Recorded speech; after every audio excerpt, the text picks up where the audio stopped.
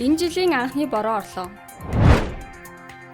Үүлэнд зориудаар нөлөөлж төмөр эрсдлийг бууруулна. Төмөрт 3700 орчим бог, 48 бодмол өртжээ.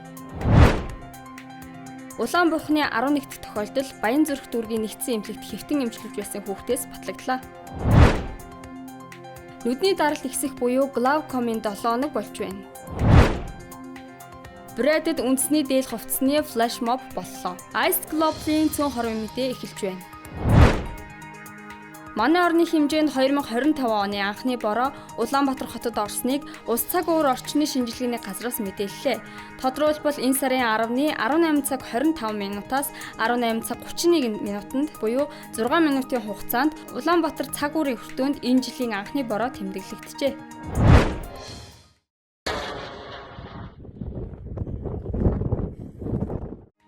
Цаг уур орчин шинжилгээний газрын даргын тушаалаар Дорнод Сүхбаатар аймгийн цаг агаарт зориудаар нөлөөлж төмөр эрсдлийг бууруулах экспедиц ажиллаж эхэллээ. Тодорхойлбол Сүхбаатар аймгийн ус цаг уурын орчин шинжилгээний төвийн дарга энх баяраар ахлуулсан шарга бороо 2 экспедиц Асгад Сүхбаатар баруун урт сумын зааг нутгаар үүлэнд нөлөөлөх ажлыг зохион байгуулжээ. Ингэснээр 2 цаг орчим нойтон цас орсон байна. Мөн баруун урт суманд 0.3 мм орчим, Баян дэлгэр Асгад суманд тус тэг мм-ийн хурд тундас нойтон цас оржээ. Ажлын хэсэг Эрдэнэ цагаан Сүхбаатар суманд үргэлжлэн ажиллана.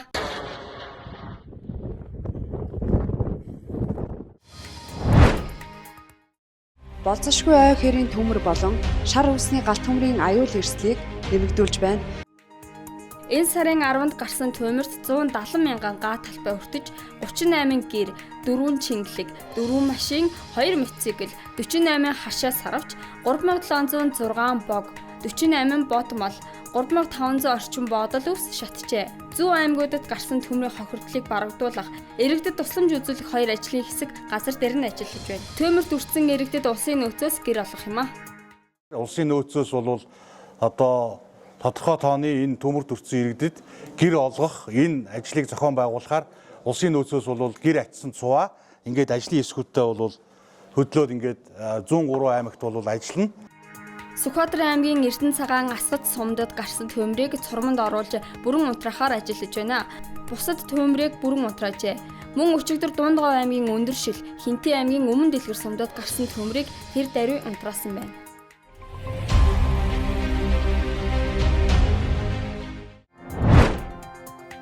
Улаанбурхны 11 дахь тохиолдол батлагдлаа. Уг тохиолдол нь энэ сарын 1-ээс 4-ний хооронд Баянзүрх дүүргийн нэгдсэн эмнэлэгт хэвтэн эмчилүүлсэн хүүхэд байна. Улаанбурхан нь амьсгалын замаар дамждаг маш өвчтөе хүнтэй зөрөөд өнгөрөх төдийд халдварлах чадвартай өвчин юм. Уг өвчнөөс вакцинаар сэргийлэх боломжтой. Тиймээс хүүхдээ Улаанбурханы эсрэг товлолт вакцинд бүрэн хамруулах, хэрэв товлолын дагуу хамрагдаагүй бол Үрх сумын эрүүл мэндийн төвд хандан нөхөж давталгаажуулахыг халдвар төвчин судлалын үндэсний төвөөс зөвлөж байна. Жил бүрийн 3 дугаар сард нүдний даралт ихсэх өвчин буюу глаукомын 7 хоногийг тэмдэглэн өнгөрүүлдэг. Глауком нь харааны мэдрэлийг гэмтээж, захын хараа алдах байдлаар илэрдэг. Тиймээс мэдэгдэх завиургүй явсаар сохордог аюултай өвчин юм. Тиймээс хэрэв та 40-оос дээш настай, аав ээж болон ойрын хамаатан дунд тань нүдний даралт ихсэх өвчтэй хүн байдаг, өндөр харааны шил зүүдэг, нүдэндээ бэртэл гэмтэл авч байсан бол эмчит яаралтай хандаарай. Өнөөдрийн байдлаар дэлхийд 80 сая хүн уг өвчнөөр өвдөжээ.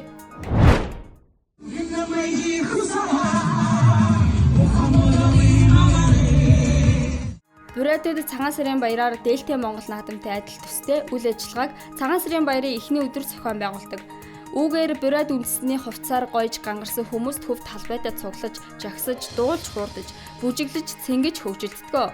Анх энэхүү үйл ажиллагааг монголчуудад халах гол тангараг жүжигээрээ танил болсон Брэдийн театрын найруулагч Олег Юмов танилцуулжээ. Өдгөө үндэсний дээл хувцас иж бүрэн өмсөж баярладаг уг үйл ажиллагааг зуны цагт мөн зохион байгуулдаг болжээ. Ice Global-ийн цөөн хормын мэдээ байлаа. Ажлын амжилт хүсье.